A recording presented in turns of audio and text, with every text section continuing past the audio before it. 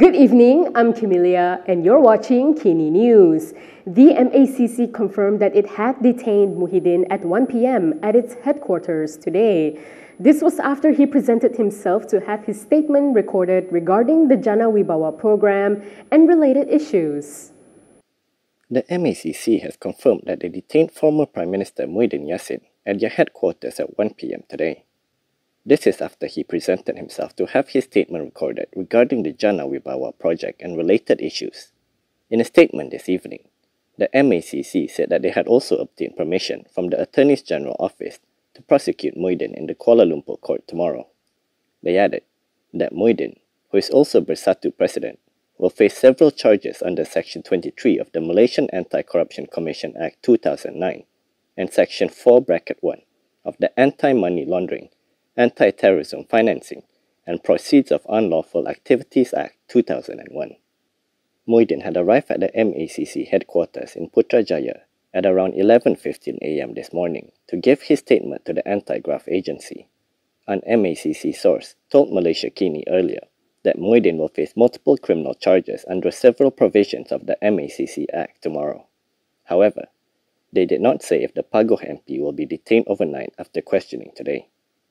Previously, Muhyiddin had appeared before MACC investigators on February 16th, where they recorded his statement pertaining to the probe into two of the party's bank accounts, which have been frozen. The MACC had frozen the bank accounts to facilitate investigations under the Anti-Money Laundering and Anti-Terrorism Financing Act. Earlier, Muhyiddin was greeted outside the MACC headquarters by his supporters and several PN MPs who had gathered to show their support. Supporters of Perikatan Nasional Chairperson Muhyiddin Yassin gathered outside the MACC headquarters in Putrajaya today to show support for the Pagoh MP. The crowd, many clad in white t-shirts bearing Muhyiddin's image, gathered from as early as 9 a.m. This came after Muhyiddin confirmed yesterday that he had been summoned for questioning by the MACC at 11 a.m. today. Bersatu Youth Chief Wan Ahmad Faisal Wan Ahmad Kamal, who was one of those among the crowd, said all PN MPs had come to show support. Kami di sini semua ahli Parlimen Perikatan Nasional bersatu PAS, gerakan dan rakyat bersama-sama pagi ini untuk bersolidariti dengan Presiden Muhyiddin Yassin yang dipanggil sekali lagi untuk memberi keterangan kepada SPRM. He added that they were informed about the matter yesterday night and did not know what actions would be taken later. However, he said they would be ready for any eventualities. Meanwhile, Bersatu Information Chief Razali Idris has described the act of summoning Muhyiddin by the MACC as inhumane. He said they expected Muhyiddin to be detained after having his statement recorded and to be charged in court tomorrow. Razali added that they saw it as an inhumane act as the party is having its delegates assembly tomorrow and the parliament is also in session. Meanwhile, Prime Minister Anwar Ibrahim has stressed that he did not interfere in the MACC's decision involving Muhyiddin. Prime Minister Anwar Ibrahim has reiterated his denial that the MACC's probe on Bersatu leaders is politically motivated. This came amid expectations that Bersatu President Muhyiddin Yassin will be arrested and charged. When quizzed on the matter today, Anwar questioned if all MACC cases are politically motivated. Can no one be arrested? And should all big corruption cases be let go? Anwar added that he has never interfered in any agency's work and that he is also in the dark. He said the MACC only informs the Prime Minister when it plans to call in anyone with political implications. Regardless, he said all MACC cases should be viewed on a case-by-case basis. Anwar stressed that everyone who wants this country to be clean and free of corruption must look at each case individually, whether there is political prosecution or if it is based on facts. He added that what he has said before in regards to Jana Wibawa and flood mitigation is based on documents from the Finance Ministry, not the MACC or the Attorney General's chambers. The MACC had previously questioned Muhyiddin with regards to the Jana Wibawa corruption scandal, although the former Premier claimed then that he was just a witness and not a suspect. At the time of writing, Muhyiddin is being questioned for a second time at the MACC headquarters in Putrajaya, and speculation is rife that he would be arrested today and charged tomorrow.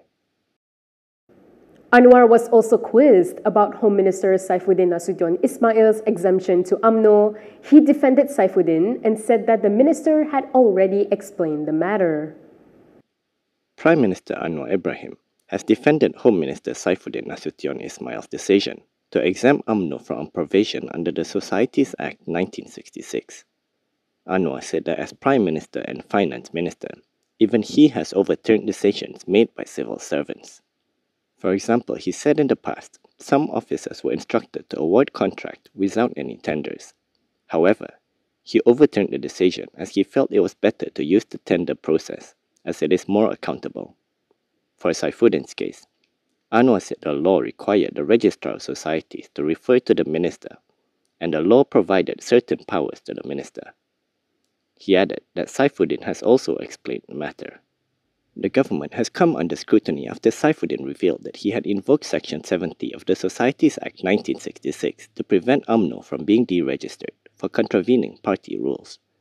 Saifuddin did not provide details, but it was widely speculated that the matter was related to the Registrar of Societies disallowing UMNO from blocking its top two positions from an election process.